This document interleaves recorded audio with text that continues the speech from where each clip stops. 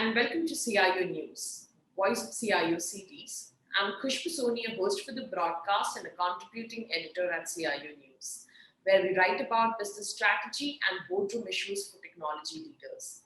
This is a recorded session and will be available on our website, which is cionews.co.in, and our CIO News LinkedIn page. Let me dive in introducing my guest for today. He is Tran Viet Hoan, the independent IT thought leader and a group CIO with working for top conglomerates in Vietnam. Hoan has outstanding and rich experience of 25 years as CIO and CTO for top conglomerates.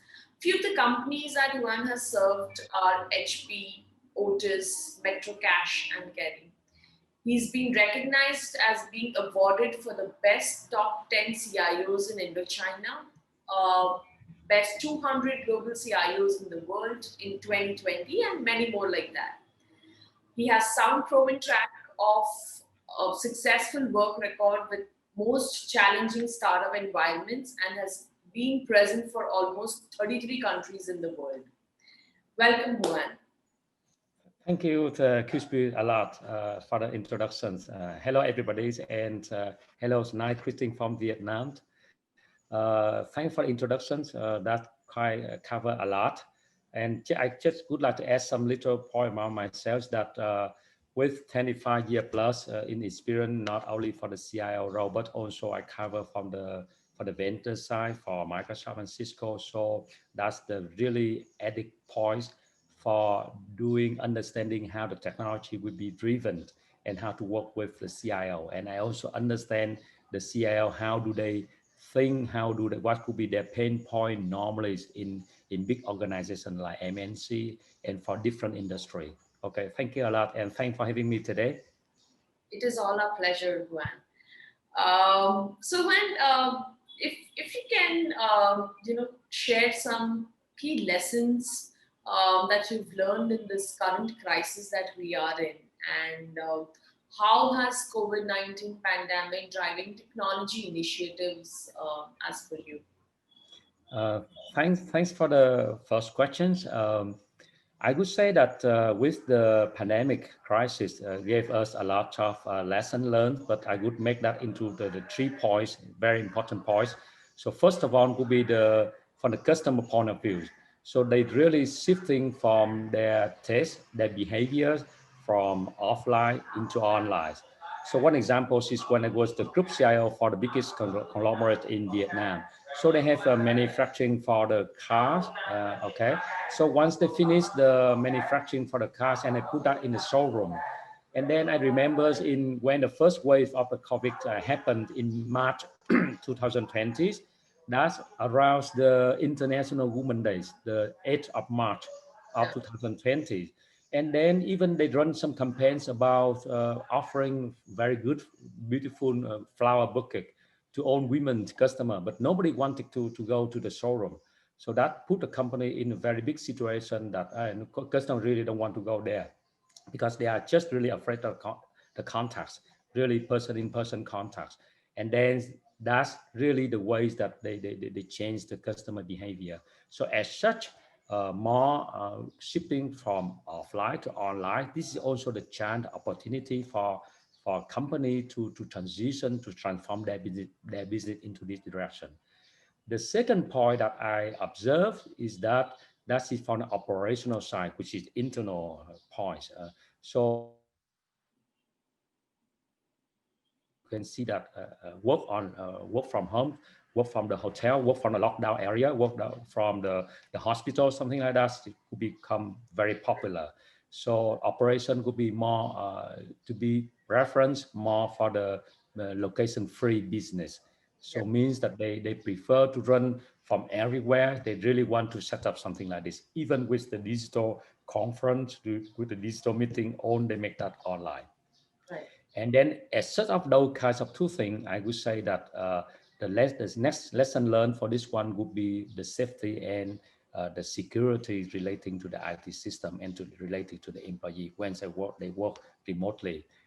And the last point, I would say that the lesson learned would be organization structure should be agile enough to be ready for coping with the new pandemic that they may revisit at any time, or new pandemic we may face in the future.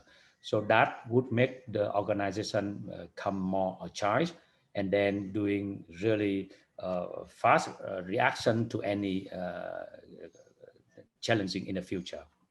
That's my observation.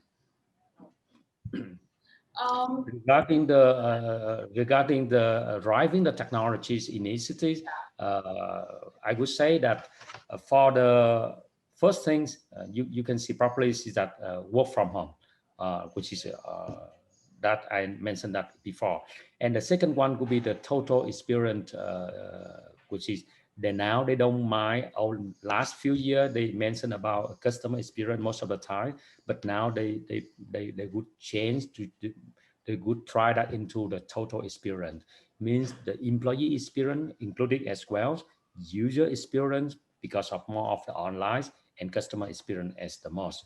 Okay, and then the technology changing on this one is they may introduce with the RPA, robotic processing automation, with the digital showroom, which I mentioned before. For the car showroom, they have to do something like the digital showroom that they deploy a lot of virtual reality for their showroom, so that the people can do some testing, drive testing for the car online before they make the payment. And then also with the ad technologies. And the last point for the driving of the technologies, what we see is that the location-free operation, which that's really their preferences. That's my view for your first questions. got it. Uh, so, how can companies, link automation to their corporate transformation goals? Thanks for that. I would say that we look normally into three main angle and one ultimate growth. The first one is that they should link the automation to their corporate transformation goal. Would be that they should enhance the operational efficiencies. So by deploying a lot of things, something like BPM, business process management, a lot of RPAs, so to enhance, to make their office more automatic. For things normally operation side, they can do something like that. For the sales side, they even can introduce some decision making basing on their data analytic side. That's from the operation side. The next part would be they should improve on the what we call the customer experience, or the total experience, through a lot of channels like what we call a CDP, customer data platform, to to omni channels, or they deploy a lot of CRM to understand their customer better. And another point they should take care of that is that now, so I would say that in the last 5 years, they realize that data are oil. Really, data are very good and uh, valuable, very exclusive, valuable, and very unique to the organization. And even for big conglomerates or big multinational company, they can merge their data from customer data, from edge data, because company having their agriculture business they're dealing with a lot of edge technology. So data on the edge, data in the operation side, data from customer. If they can convert those kind of data into very insightful information for their decision making, that could help them a lot for that. And at the end of those kinds of three factors, that would they call that this is the trend. They call that the intelligent company. This is the concept that they once they finalize making the very useful transformation, a lot of enhancement on operation side, enhancement from the customer side, and from their data set, they can make their companies in a very smart and cognitive way, in the sense that 80%, they make some statistics that 80% of their decision operation in their business, they can do that with their people interaction. The rest, they reserve that the resources for very sophisticated, for transforming their business into the new model. So that's what I saw. Got it. Okay. Um, and how do we identify areas of digital transformation opportunity and exit, which is exiting beyond the immediate problem solving? Okay, I could say that in order to identify area of digital transformation opportunities that exist beyond in the immediate problem solving, normally I would recommend a CIO, my colleagues from the world would be the first thing first would be we should form a digital transformation strategies and roadmap and a detailed execution plan, which is year on year they should make revision on that basing on the three factors. Number one, that's always we should start with the pain point. Pain points can start from the business side. For example, what normally in any business, the bigger the business are, uh, the more trouble, the more pain point they have. So they may follow something like what we call the iceberg rule, which is 2080. So they pick up what could be the top 20% of their pain point, which really cover 80% of their pains. And then once they solve this one, then majority of their business, their pain could be released. So number one, starting from the pain points. And number two, looking from the angle of from outside in means that they see from the customer view into how the business running, and how the business interacting with their customer so that they can see better what could be the need for the customer. I gave one example before was that the virtual showroom, that's the solution for that, for the change in the customer behavior. Maybe in the near future, they have a different test, so they have to look into that from the customer view. Okay, another example is that with the conglomerate that they have also another industry like the property and estate. So instead of the sale agent to sell the accommodation and the housing, instead of that person, they had to go into and every potential customer house. They do the introduction of the product of the housing. Now they do the app and do the connecting with the app. So that's the way they enhance their from outside in. Of course, when we have outside in, we also have from inside out, which means how to improve from the operational excellency, especially with the employees. Okay, so that's they should form the what we call the strategy based on that. The second one is that once you're done with the strategy and with the roadmap, we have to know where we start with. So we start on with the quick. We normally we start with the focus on quick win and align with the long-term IT strategy and the execution roadmap. And especially after the pandemic, many companies really want to put into what they call intelligent crowd, which means that which area that would bring their biggest return on investment, then they would put into that one. And also another area that they should focus are data. Like I mentioned before, that's always critical and that will become more and more important. And they should turn from data into information, valuable information. And for me, I would suggest that for investing into type of technology for the coming year would be first thing first. I would say this is the trend almost everywhere in the world. That is for cloud computing. I know that many countries, especially from my country, for example, from Vietnam, they have some, like many other countries, they have the regulation that customer data are not allowed to go out of the country. So that's why we have hybrid cloud. So some we put that inside in the country, some we can host that with the very famous cloud service provider. So cloud will be dominant because of their agilities and their adaptabilities in the coming times. That could be a dominant. The second one would be I would see that for the artificial intelligence, AIs, Yeah. machine learning, and predictive analytics. And this helps to transform into the intelligent enterprise, intelligent company that I mentioned before. With those kinds of one for AI, for machine learning, those kind of this one they can put into the edge side because they can manage, they can do analysis for from edge data for customer side and from also internal side, mean operation side. And of course, last but not least, that is for the IoT, for edge technology. We can put some automation for area like smart city, connect device, like Tesla, for country or agriculture business for or healthcare. That's my answer, my viewpoints. Uh, what does future of work look like, Joanna's for you? Basing on those kind of observation, I would say that the future of work look like my observation, something like this. Number one would be the technology-led business.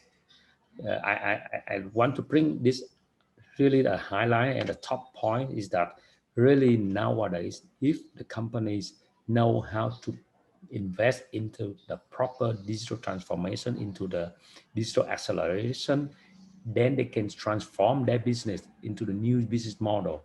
And that with that one, that help they gain much faster and ahead of the competitor. So this is really the technology-led business. 10 years before, IT technology seemed to be really a cost profit cost center, and now they all consider a profit center because one they do with the proper investment for the IT and then technology, then they can help a lot with the business to transform, and then sometimes they can change the business into the new model. The second one from my side would be the total experience focus.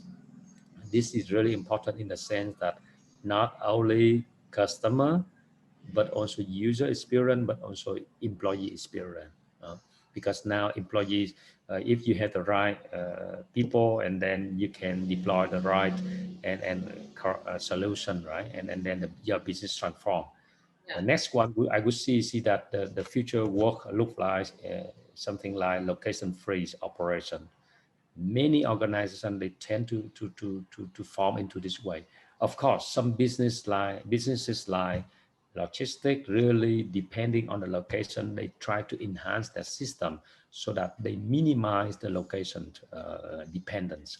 So and at the end of everything, I would say the focus, the future of work could be the intelligent crowd, which or the other works could be the commodities company, which once they successfully deploy digital transformation acceleration, their data, they can optimize that and then they turn that into the very good system, and they can make the decision making. So that's my viewpoint for the future of work, how they look like. right, got it. Um, when any advices or best practices that you want to share with other CIOs in the community, like the do's and don'ts? Okay, I could give some advices from do and don't for CIO best practice. For the do one, I would have 6 points. Number one is, of course, you see probably nowadays DT, digital transformation and digital acceleration.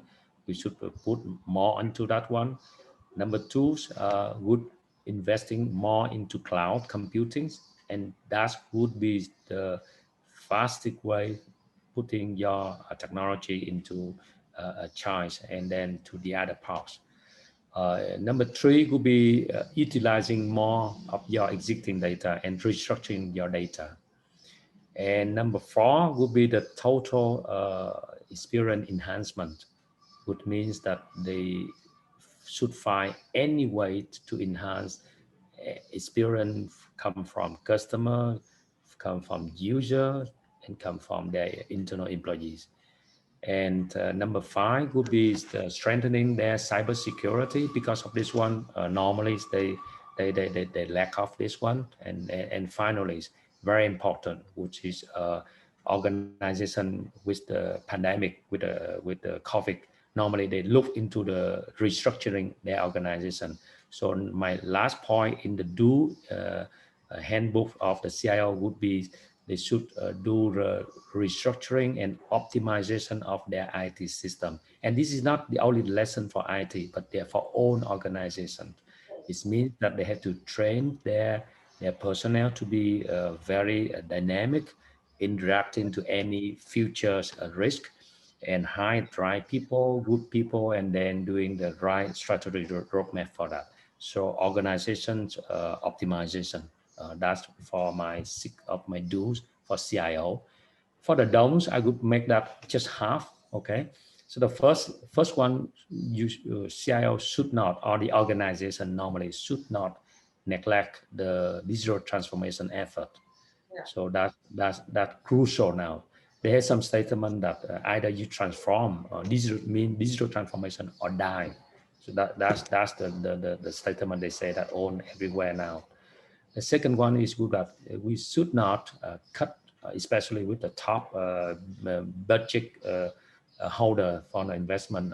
We should not cut the IT budget, especially with the cybersecurity, because we may pay a lot of prices after that if we lose some kinds of security risk. And finally, we should not ignore the total experience. So that's my advice for do and don't for the CIO. Got it.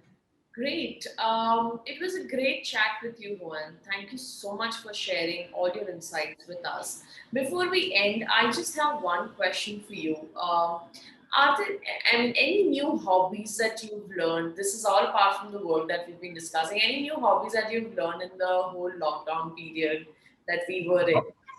Okay, thanks. My hobby actually, I do the sport. I do windsurfing. I do golf. Okay, so I like sport quite a lot. Okay, Okay, awesome. Awesome. So I think this was great, Gwen. Thank you so much once again for being part of our Voice of CIO series. It was a pleasure to host you today.